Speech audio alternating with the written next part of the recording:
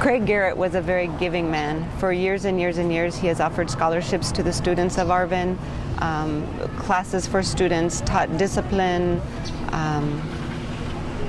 I am sure graduation this year for us will be a special remembrance for him. Plans underway tonight as family and friends are trying to figure out what led up to the unexpected death of an Arvin karate instructor. Officials saying the 65-year-old man died last night while demonstrating a hold with one of his students. 23 ABC's Tori Cooper joins us live tonight in Arvin, where the karate practice took place, and has details on what police and friends are saying happened during practice last night. Tori? Tim and Jessica, I'm right outside of Bear Mountain Elementary School, where Arvin police say a karate teacher died during practice last night in the cafeteria. Now, the instructors I spoke to today who were at the practice say they are devastated by the loss of their friend and sensei, but they felt it was vital to share with the community what really happened at practice last night. Every time we go to tournament, we go together, me and him.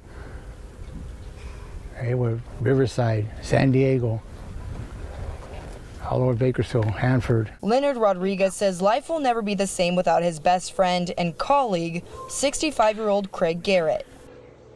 We're going to do a special. We've never done it before, but if you sign up for 3 months, you get 1 month free. Give you an opportunity to have something for your kids to do. Rodriguez says both he and Sensei Craig have spent the last several years teaching karate to children and adults in Arvin. Okay. But Rodriguez says last night's self-defense training class that took place just after 8 is one he will never forget, and one that changed everything. It was the end of a class, so he said, I want to spend more time with the black belts doing self-defense techniques. And he said, grab him and get out. Rodriguez says Sensei Craig was grappling with another black belt who was a minor, but was also a sensei and no longer a student.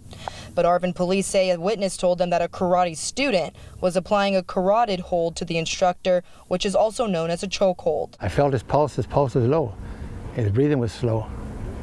And I said, let's call 911, and then his breathing stopped. But Rodriguez says none of the moves used during the demonstration involved a chokehold. I said, you can't choke him out. That's sensei. And he's 6'2", and so he's been doing it for, like I said, for 45 years as an instructor.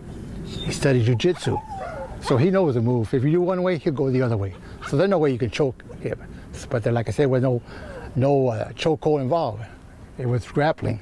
Many people say Sensei Craig raised over $45,000 in scholarships for students in Arvin, and that he was a pillar of strength and family for everyone who knew him. There were students here last night at the end of his class that you could tell that the relationship he had built with them as a father figure, as a mentor, as a guide. Rodriguez says Sensei Craig had his esophagus dilated last Friday, and that Sensei Craig's wife told him that Craig had heart problems too. No information has been released related to the person's age who was grappling with Sensei Craig last night.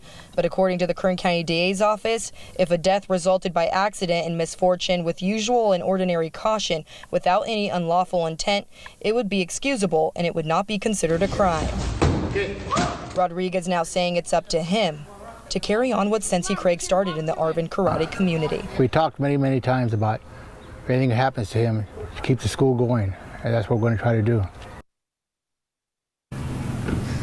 Now, we also reached out to the Arvin Police Department to ask if the age of the person is being considered before possibly recommending charges to the DA's office, and we have not heard back.